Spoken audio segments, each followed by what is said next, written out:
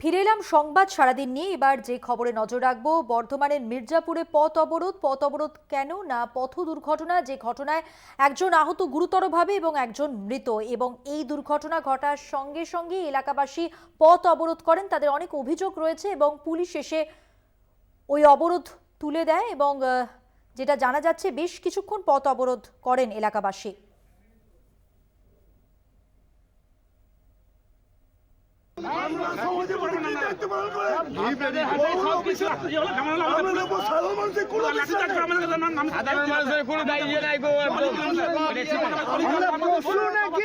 ভূমিকা একদম ভালো নয়।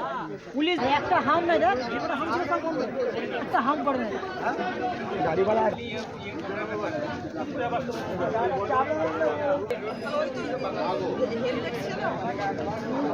কথা বলবো আমাদের প্রতিনিধি চন্দন সেনগুপ্তের সঙ্গে। চন্দন, যথেষ্ট এলাকায় উত্তেজনা ছড়ায় আমরা দেখতে পাচ্ছি। এই দুর্ঘটনাকে কেন্দ্র করে কিভাবে ঘটলো এই ঘটনা এবং যে আহত তার শারীরিক অবস্থা এখন কেমন রয়েছে, কি জানা যাচ্ছে পরিবার সূত্রে?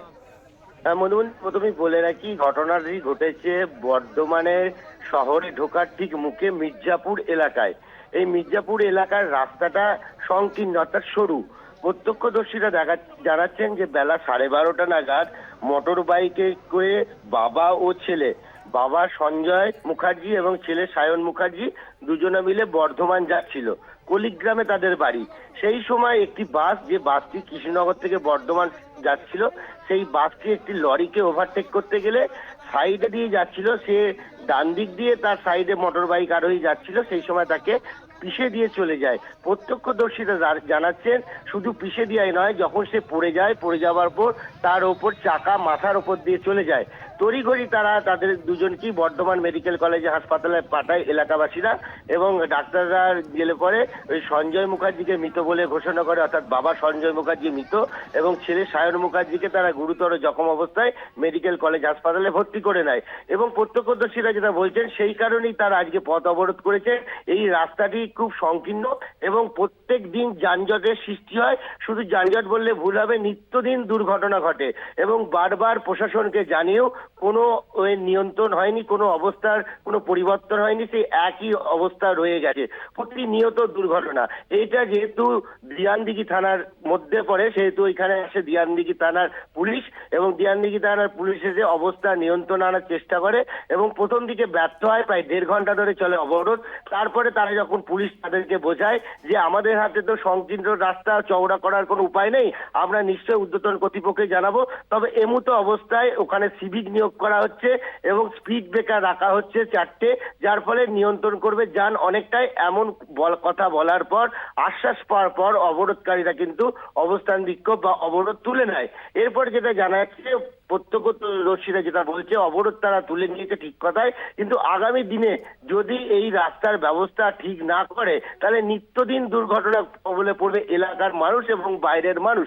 অবশ্যই প্রশাসনকে এর দিকে নজর দিতে হবে। যদি নজর না দেয় তাহলে আগামী দিনে বৃহত্তর আন্দোলনের পথে তারা কিন্তু যেতে চাইছে, এরকমটাই মন্তব্য এই এলাকাবাসীর বক্তব্য।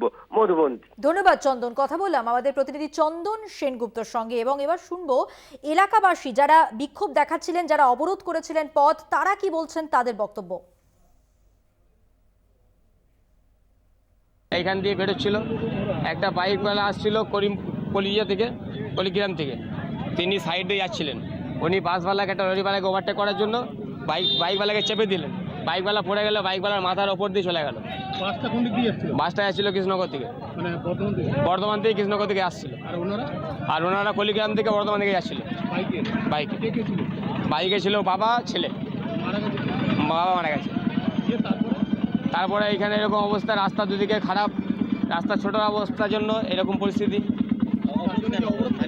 অবরোধ হয়েছে, অ্যাক্সিডেন্ট হয়েছে, রাস্তা বাগাতে হবে, রাস্তা ঠিক করতে হবে, দুদিকে ফুটপাথ চাই, ড্রেন চাই, হাম চাই। দীর্ঘদিন ধরে আজকে 1.5 বছর ধরে রাস্তা এরকম ভাবে কাজ চলছে।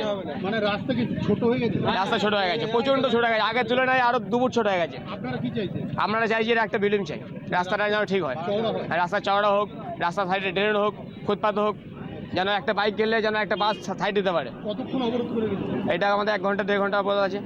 তারপর পুলিশ আসার পর পুলিশ আসার পর এখন পুলিশরা বললো যে এরকম দেখছি, আমরা ব্যবস্থা করছি, এখন দেখা যাক কতদূর কি হয়। আমাদের একটা পরিস্থিতি চাই, নাহলে আজকে প্রত্যেকটা ফ্যামিলির লোক এইভাবে মরবে এখানে। আর যে আহত হয়েছে নাকি বাচ্চা? না বাচ্চাটা কিছু হয় না সেরকম, মানে হাত পা ছিঁড়ে গেছে। বাচ্চা ছিল না, একটু মানে বড় ছেলে ছিল আর কি।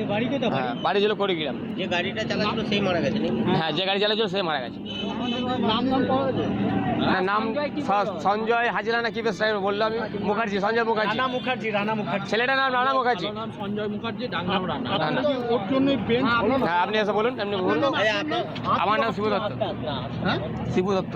আপনি কি স্থানীয়? হ্যাঁ, স্থানীয়।